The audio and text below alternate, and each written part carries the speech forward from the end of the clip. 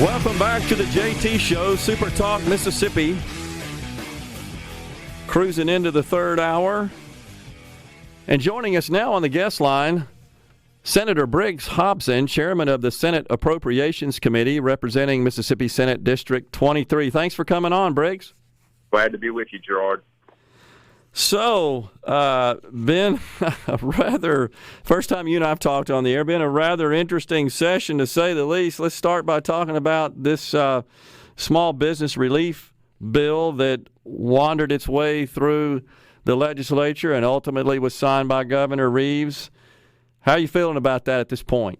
Well, I think it's a good first step in what we're trying to do to help relieve some of our small businesses in the state, to make sure that they are, particularly those that were forced to close, first to address the problems that they may have had by their forced closure, and then secondarily for those that have sustained some business losses that are covered by the Treasury regs. So I felt like we did a good job, good first step of making sure we acted fast to get some funds available to those groups, and I'm excited the governor has signed it, and I look forward to helping out our small businesses around the state to get back on their feet.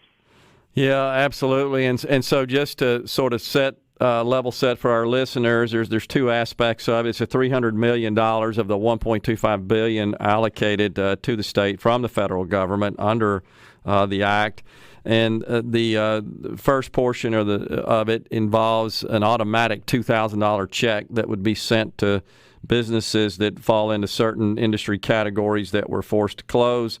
And then there's also an application aspect, a track as well, $240 million of the $300 million allocated to that track, and that would involve businesses that are in good standing and have fewer than 50 employees applying for a grant up to $25,000.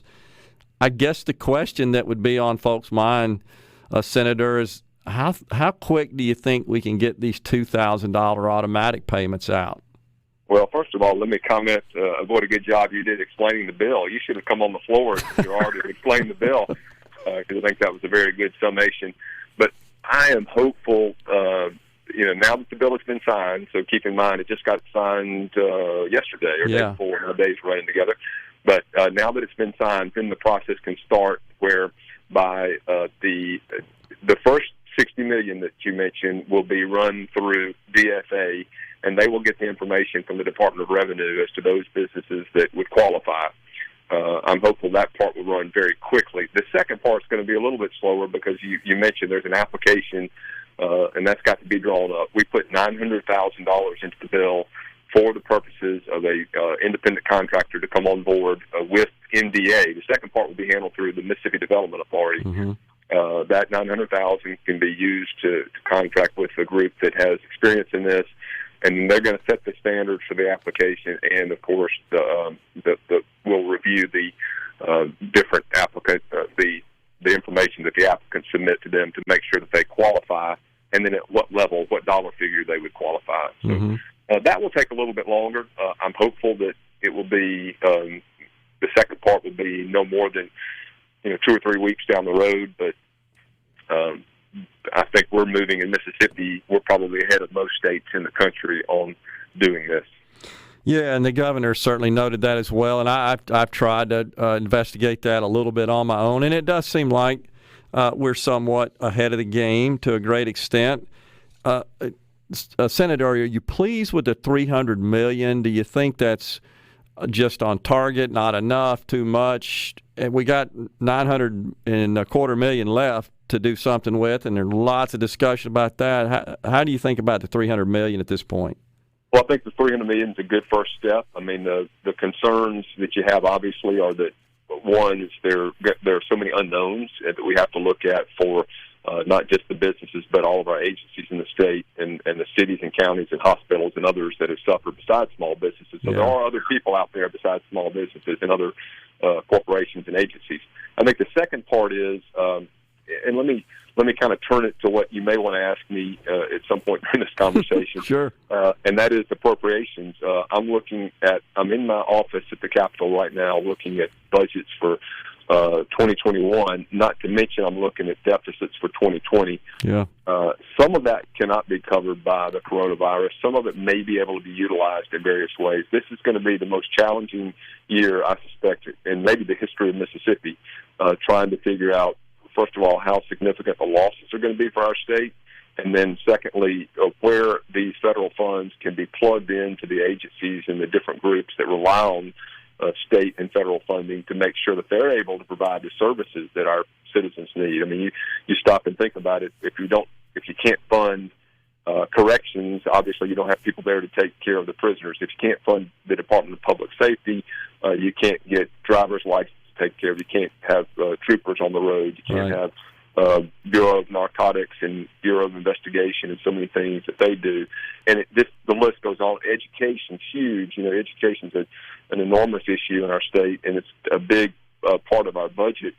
And we're looking at ways that we can plug in some of those CARES Act funds into the education budgets, but also to help that absorb some of the blow that's going to be taken in other agencies that are not getting funds from the CARES Act. So this has been enormously challenging, a daunting task. And somebody joked with me earlier today, said, "Boy, I bet you didn't think you were getting into this when you were named Appropriations Chair." I said, "Absolutely not. I would have quickly run away if I'd have been told this is coming." But we're going to get through it. It's going to be a tough time. I've said this on several, I've been on a couple of webinars and different Zoom meetings, and I've said this to a lot of people. Look, folks, everybody that's listening, I want you to understand we're all in this together in Mississippi, and we need to understand it's going to be a tough year, but everybody's got to kind of pull their load or pull their weight to make sure we can get through it, come up on the backside looking good. Yeah, so I guess a question I feel like I need to ask you, do you feel like there's any appetite whatsoever down at the Capitol to consider raising taxes to cover some of these shortfalls? I don't think so. That has not been discussed. I have not heard it mentioned one time. And I think raising taxes, first of all, I don't like that to start with. But then second of all, in these difficult times, the last thing that you want to do is put the additional tax burden on our citizens. Yep. So I don't know. I don't think that's going to happen, and would not be in favor of that. And I think we're still phasing out some of the individual taxes as well, right? I can't remember the dates on that, but seems like that started, and that's still in process. I think, Gerard, I'd have to go back. We passed that bill 3 or 4 years ago, and I think that was a 3 or 4 year cycle. So if it hasn't phased out totally, it's very close to it. But I'd have to go back and check on that to give you an exact date when that phase out would end. Yeah, but I just thinking through it that it'd be kind of silly. It seems that we just passed legislation to reduce individual income taxes. I can't imagine that there would be. I certainly know Governor Reeves would be opposed to that approach to make up. And Briggs, it looks like we're probably going to get something out of Washington, don't you think? Because this bill, as I've explained on the air before, the CARES Act, was really designed to cover expenses, incremental, extraordinary expenses associated with the pandemic. It was not intended to cover revenue shortfalls, and I know you talked about pouring over the budgets right now, and I'm sure that's one of the items you see that's really sticking out. But there is talk that there will be something coming down from Washington that will be targeted at the states and municipalities as well to cover revenue. But, of course, there's lots of political conflict there. Don't want to be bailing out states that have been poorly run. What are you hearing about that possibility? Well, I've seen a press release on some consideration for state, local governments, revenue assistance, and I don't know, I'll kind of count those chickens when they hatch. I can't rely on that right now, and as I'm sitting here working on the budget, I'm not thinking about that, although it is certainly in the back of our minds. Sure. If can't count on it, though. If the CARES Act is extended, or if there's another federal act that deals with the revenue loss, that certainly changes the dynamic, but we can't bank on that. I've got to go forward with the budget right now. In fact, I've got to have some worksheets ready for staff this afternoon. I told somebody, they said, well, how long are you going to be on the radio? I'm going to tell Gerard I can't stay on too long because they're waiting right now for us to give us some preliminary numbers because, it takes a while, and I want to credit our great staff here at the Capitol. We are a very lean machine at the Capitol, but the staff, and they're going to be working over the weekend, and I want people to realize when a lot of folks are out on holiday, a lot of these workers will be working, making sure that they can get these budgets in order with the numbers that we got right now so that they're ready to be considered by the Appropriations Committee next week, the middle of next week. And certainly immediately we'll go to the floor the first of the following week because we've got pretty tight deadlines we got to meet. We'll let you go. We appreciate Senator Briggs Hopson, Chairman of the Senate Appropriations Committee, working hard. Thanks for your service, Senator. Thanks for coming on. Try to enjoy the weekend and the long weekend, and we'll talk to you soon. Thanks, Gerard. Good being with you. I look forward to seeing you soon. Yes, sir. Thank you. Chairman Briggs Hopson of the Senate Appropriations Committee representing Mississippi District